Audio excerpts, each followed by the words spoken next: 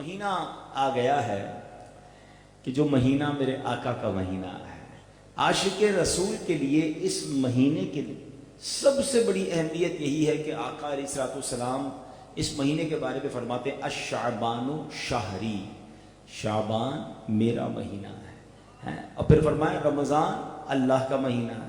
تو یہ بڑا خوبصورت مہینہ ہے کہ جو اب رمضان سے ہمیں ملانے والا ہے، اور اس مہینے میں میرے آقا صلی اللہ تعالیٰ علیہ وسلم عام مہینوں سے زیادہ کثرت سے نفلی روزے رکھا کرتے۔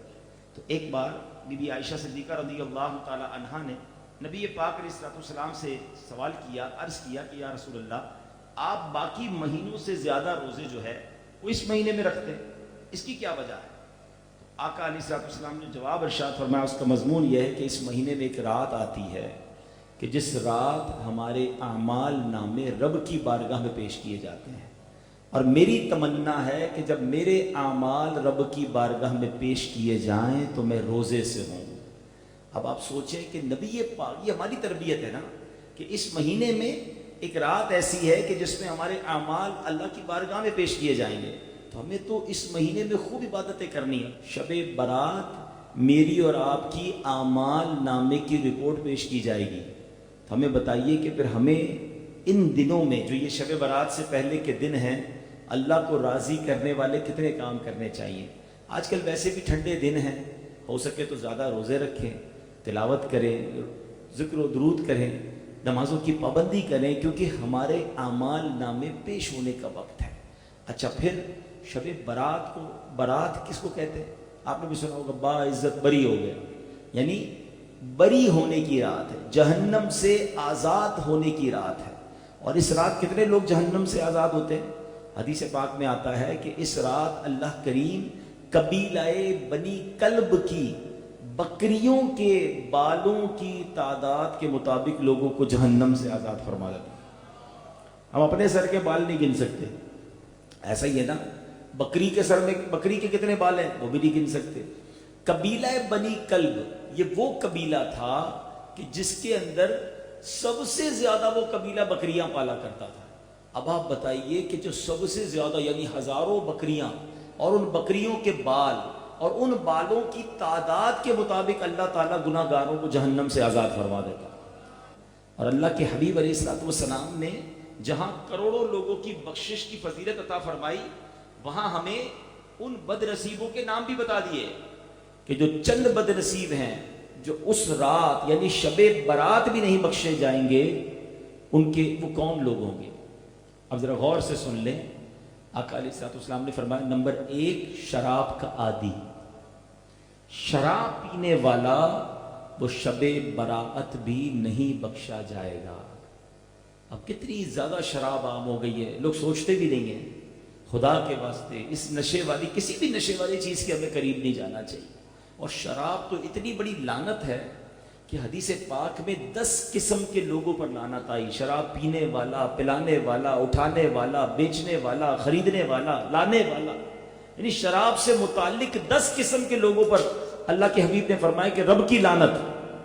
اب بتاؤ کہ لوگوں کو احساس ہی نہیں ہے، اور ایسا لگتا ہے کہ اب تو شادیوں میں، دوستوں میں کولڈ ڈرنک کی طرح شراب پی جا رہی ہے۔ خدا کے واسطے نہ کریں، توبہ کر لیں، ورنہ شب برات سب بخشے جائیں گے، شرابی نہیں بخشا جائے گا۔ آقا فرماتے دوسرے نمبر پر ماں باپ کا نافرمان، فرمایا ماں باپ کا نافرمان جو ہے وہ نہیں بخشا جائے گا۔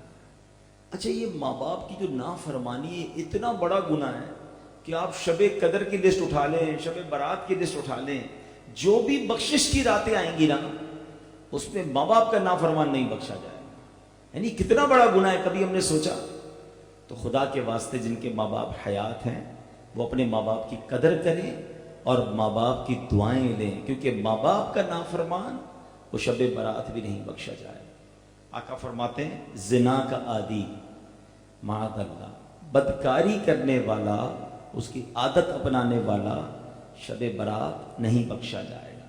پھر فرمایا قطع تعلق کرنے والا، یہ بھی بڑا مسئلہ ہے، بات بات پر رشتہ داری توڑ دیتے ہیں، دوستی ختم کر دیتے ہیں، بات بند کر دیتے ہیں، اس نے دعوت میں نہیں بلایا ہم اس کے پاس نہیں جائیں گے، کہ جو لوگ محبت سے نہیں رہتے، تعلق ختم کرتے ہیں، اللہ فرماتا ہے شب برات اس کی بخشش نہیں ہوگی۔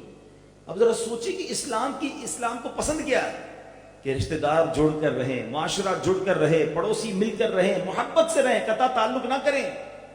اگر کوئی شرعی وجہ نہیں ہے تو چھوٹی چھوٹی باتوں پر رشتے ختم کرنا، دوستیاں ختم کرنا، تعلق ختم کرنا، یہ اچھی بات نہیں ہے، اور یہ کتنا بڑا گناہ ہے کہ شب برات کی رات وہ بھی نہیں بخشا جائے گا۔ پھر فرمایا تصویر بنانے والا۔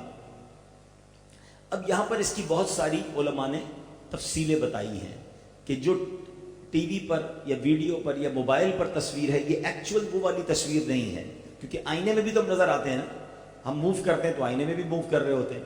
تو علماء فرماتے ہیں کہ جو ہاتھ سے تصویر بنائی جاتی ہے یا پھر جو مجسمے بنائے جاتے ہیں، جو اسٹیچو بنائے جاتے ہیں، تو یہ نہیں ہونا چاہیے۔ اللہ کرے کہ ہمیں عقل آئے کہ ہم ان چیزوں سے بچیں۔ اور آخری بات، پیارے آقا علیہ الصلوۃ والسلام نے فرمایا کہ چغل خور بھی اس دن نہیں بخشا جائے گا۔ یہ اگر میری بہنیں سن رہی ہیں پردے میں تو وہ بھی خدا کے واسطے غور کریں، نہ کیا کریں چغلی۔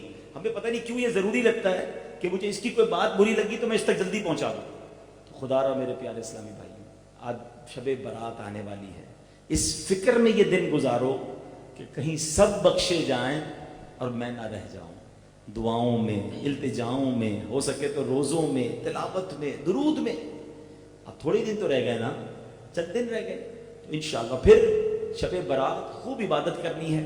ماشاءاللہ عاشقان رسول کی مسجد میں 6 نوافل پڑھے جاتے ہیں، اور نوافل پڑھیں عصر کے بعد، پھر اس کے بعد رات عبادت میں گزاریں۔